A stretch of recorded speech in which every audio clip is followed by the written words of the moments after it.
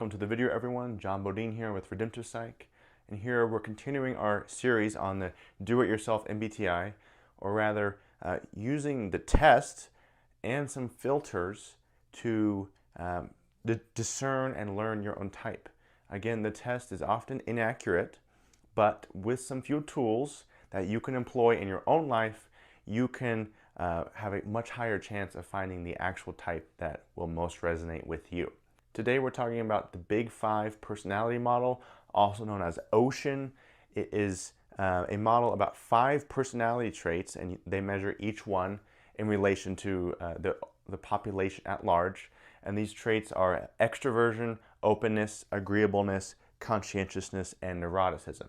I'm not going to spend time going into what those traits are so much. We're going to grant the existence of these traits and then talk about how, for example, if you take a Big Five test, how you can use that to possibly reverse engineer your own type. So with each of these traits, if you score over 50%, it means that you possess that trait more than the opposite. There is an implied opposite here with the OCEAN test, that if you score low in extroversion, that means you're likely to be an introvert, right? And same with neuroticism. If you scored low in neuroticism, it means you're not very neurotic. So just going tick for tack here are the connective pieces between the Big Five and the MBTI test.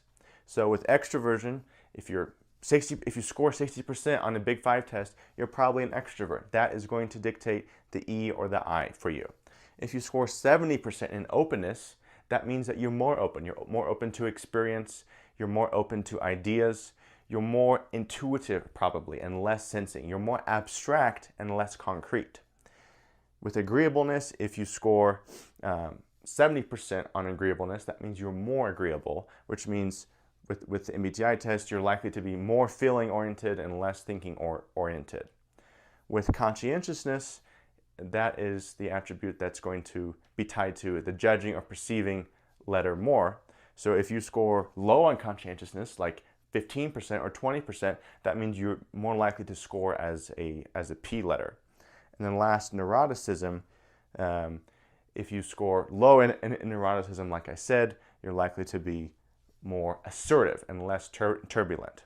Now, there is one thing here, that agreeableness and neuroticism in translating that to the MBTI test can sometimes switch here. Agreeableness can at times be more related to being turbulent or assertive, and neuroticism can be more related to feeling or thinking. So keep that in mind if you're going to go through this process of interpreting it.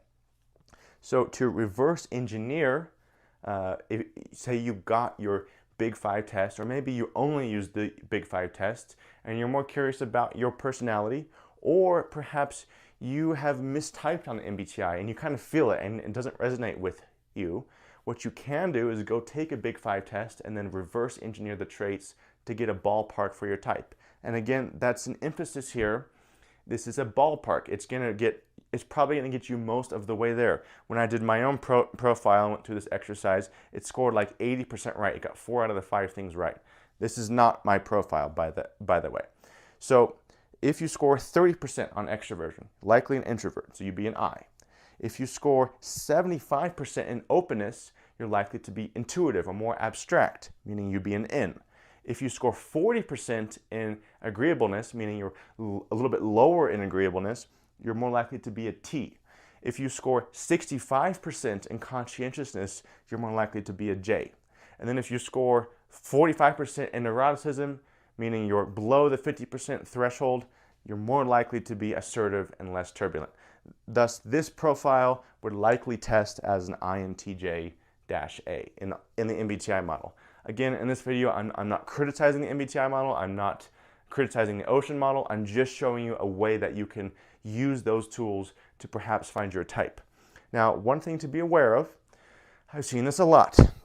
Conscientiousness in particular is a dangerous trait to translate straight across. Now, I think the overall pattern is still there, but I've seen INTPs actually be very conscientious, and through this model they would test as an INTJ, for example. So be careful of that trait in specific, because it can be a little misleading. And lastly, I will link a test below. This is Jordan Peterson's Big Five test. I've talked to a psychology professor, and he's big on the Big Five. He knows a lot about it, and he said, in his opinion, that was the best test out there. I have also taken that test. I got a lot out of it. I thought it was very good. It breaks each of these traits into two different traits. It gives you a bigger picture, a better picture of how the Big Five may apply to you. So I'll link that below. It does cost a little bit of money. I'm not affiliated with it, but if you want to invest in that, that can be a great tool for you. So hope you guys enjoyed, and I'll see you in the next video. Bye.